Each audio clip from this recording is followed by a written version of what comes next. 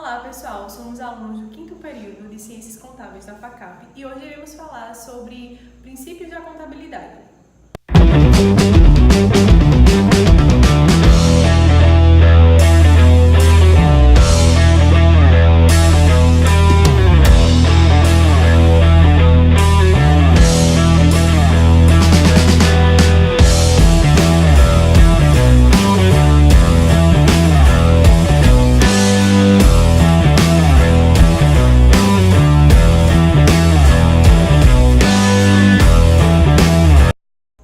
São os princípios da contabilidade. Bom, os princípios da contabilidade nada mais é do que preceitos, que são normas ou regras, resultantes do desenvolvimento da aplicação prática e dos princípios técnicos emanados da contabilidade. Tem como objetivo fixar padrões de comparação e de credibilidade. Se eles não existissem, cada entidade poderia adotar formas próprias de registrar os fatos contábeis, tornando impossível a correta mensuração do patrimônio.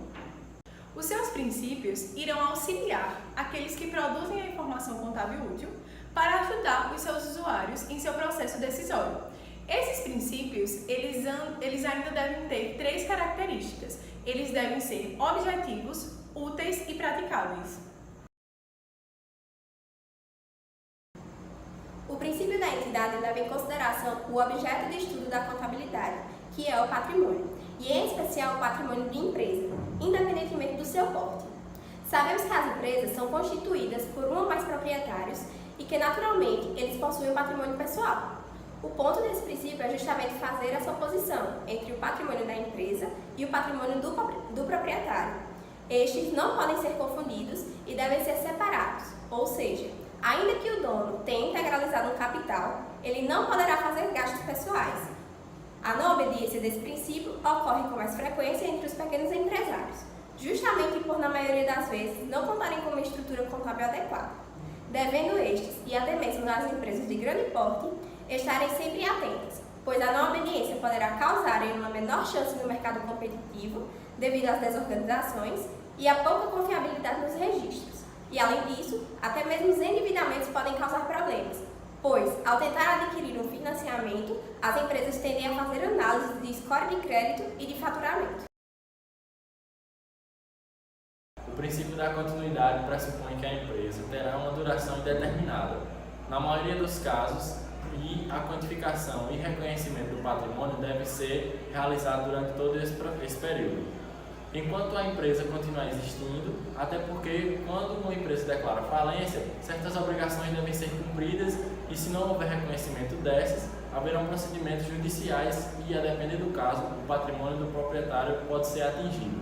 Esse princípio tem dupla finalidade, tanto gerencial quanto no tocante às empresas, para fornecer informações de potenciais investidores, pois nenhum irá investir em algo em que não conheça a real situação.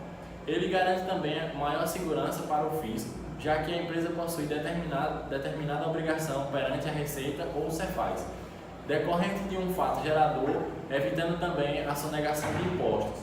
Além disso, caso as informações não estejam sistematizadas e organizadas, não seriam confiáveis e impossibilitariam um planejamento administrativo.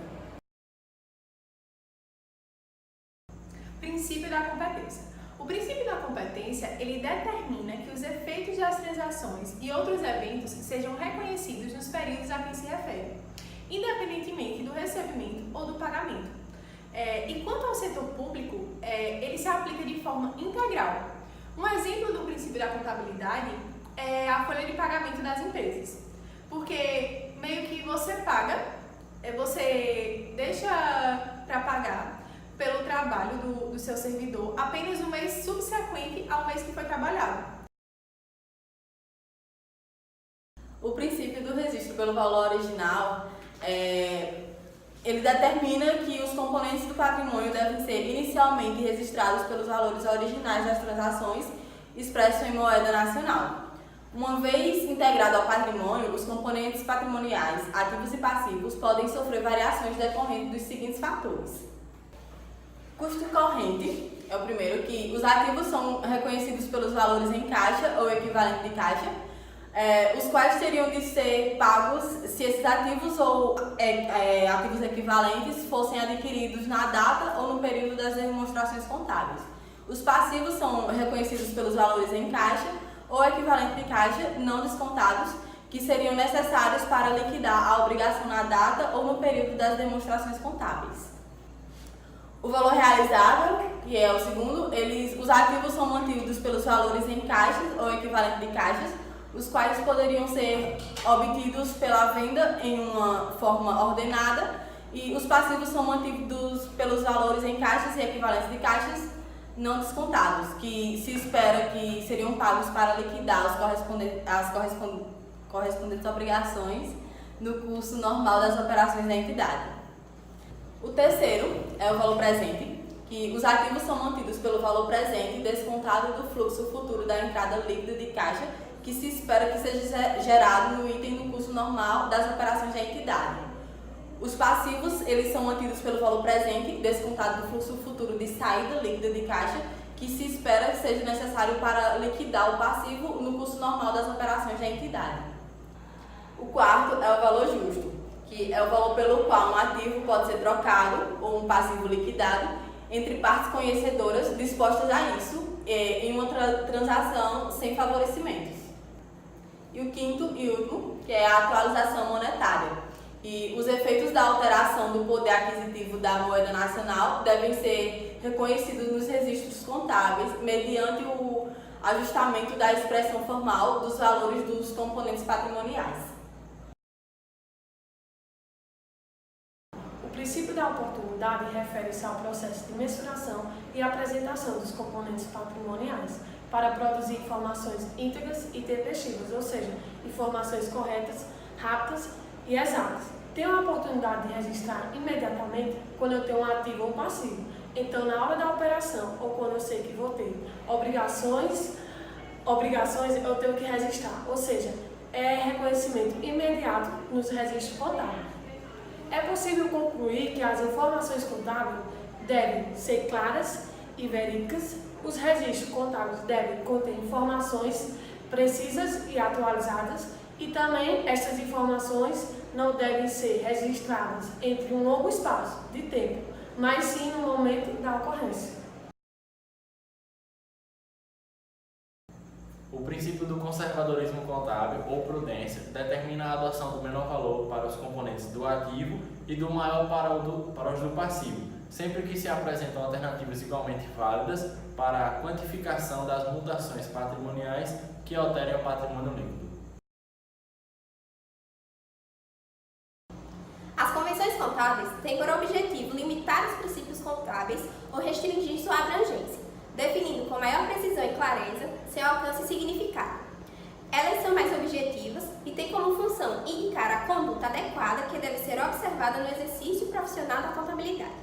Algumas convenções são objetividade, materialidade, consistência e conservadorismo. Convenção da consistência. De acordo com essa convenção, os critérios adotados no registro dos atos e fatos administrativos não devem mudar frequentemente. Essa convenção refere-se à uniformidade, utilizando métodos e critérios uniformes ao longo do tempo para o registro dos fatos contábeis e a elaboração das demonstrações financeiras. Uma observação é que, no caso de necessidade de mudanças em tais critérios, eles devem ser informados em notas explicativas nos relatórios contábeis, de maneira a informar o usuário essa mudança. A Convenção do Conservadorismo estabelece que o profissional em contabilidade deve manter uma conduta mais conservadora em relação aos resultados que serão apresentados, evitando alterações. Existindo alternativas igualmente válidas para atribuir os valores, os elementos patrimoniais, por motivo de prerrogação, deve-se optar pelo valor mais baixo ao ativo e pelo valor mais alto ao passivo. Exemplo, se o contador estiver em dúvida diante de dois valores igualmente da dívida de uma empresa com terceiros, ela deve optar pelo valor maior.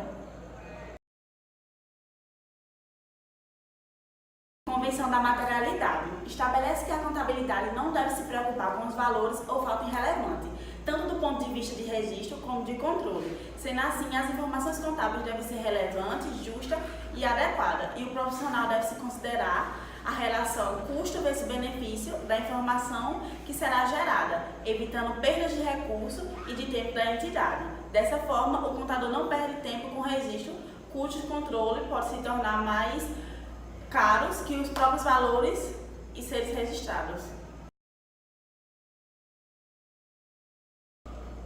Convenção da objetividade refere-se ao sentido de neutralidade que deve atribuir a contabilidade nos registros dos fatos que envolvem a gestão do patrimônio da entidade. O profissional contábil deve escolher entre vários procedimentos o mais adequado para descrever um evento contábil. Ele deve procurar exercer a contabilidade sempre de forma objetiva, não se deixando levar por sentimentos ou expectativas de administradores ou de qualquer pessoa que venha influenciar no seu trabalho. Os registros devem ser baseados sempre que possível em documentos que comprovam a concorrência das respectivas transações.